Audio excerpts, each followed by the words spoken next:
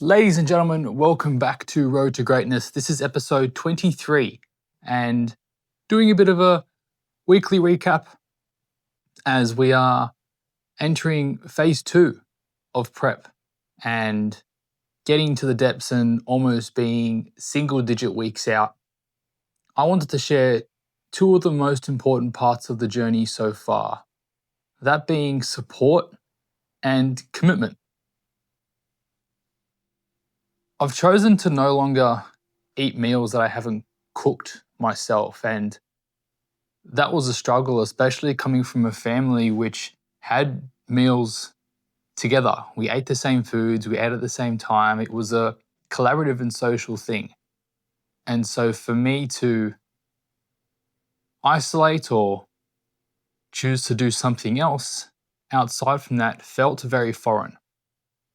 But when I approached my parents specifically with this, they were of full support, and I am very, very grateful for that. And it's because of this support that I do feel I can make these big bets and take these big swings with my goals. All right.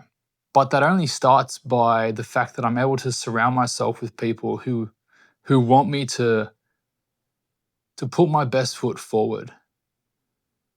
So I'm surrounded by people who want to see me win. And that's also including wanting to see myself win. All right. I don't believe you need to have the complete confidence in yourself in order to do something. Although I do believe that supporting yourself is the first step in allowing others to help you as well and get behind you as well. Because then you can let them know how to show up for you. And getting to that point where you're surrounded by support from not only yourself but others, that's a platform which you can reach any goal, in my opinion. And if you don't feel supported, well, what then? Because I'm sure some of you don't. Good question, and I'm not sure what will work for you, but I can share what worked for me. And the first thing I did was I changed how I showed up for myself. That took seeing a counselor and walking through what I went through in my past and healing from some of those events, but also reconnecting with my authentic self. And some people call this their inner child, they call it their true energy, whatever your terminology. I reconnected with parts of me that I chose to neglect. And in doing that, I showed up for myself in a way that, well, proved to me that I did support me. And in doing that, I was able to make the other changes that followed, which included changing my environment, and that included the people that I spent time around. And that's not to say they were bad people, but they were not the kind of people who supported or understood my goals. And that's okay, because as people, we grow. And so the combination of changing how I showed up for myself and changing who I surrounded myself with and who I let into my life has allowed me to get to the point where I am today. And I'm very, very grateful for that. And I do hope that everyone can experience that at some point in their life. And I am doing my absolute best to make sure I can give people a platform to feel like they are supported.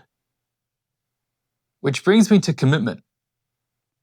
There have been many times over the past 10 weeks where I've felt the urge to change direction or quit or not do this at all. And I can certainly guarantee that I'm going to have moments like that in the future. As to why I haven't quit so far has come down to commitment. And it's not, oh, I'm committed to stepping on stage. Like, yes, I am, but I'm more committed to finding out what I'm capable of. Remember, I'm using this prep as a vehicle to find out more about me. And that's what I'm committed to. I'm committed to the person you see before you. I'm committed to finding out what they're made of. I'm committed to seeing how far can I really go? And the challenge and joy that comes from self-discovery reframes what some people might call suffering into opportunity. And I am walking on unfamiliar ground. All right, of course, it's going to come with its challenges, but that isn't a reason for me to quit. That isn't a reason for you to quit. It's an opportunity to overcome something and demonstrate that you and I can do it. We can get through this.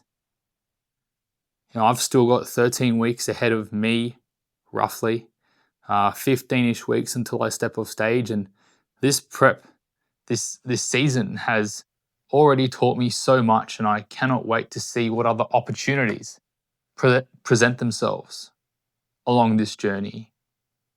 And that might sound a little bit optimistic because I know it's going to suck. But what's the alternative? I stay the way I am and continuously feel like I could do more? Or I try something like this? And I certainly know which one I'd prefer.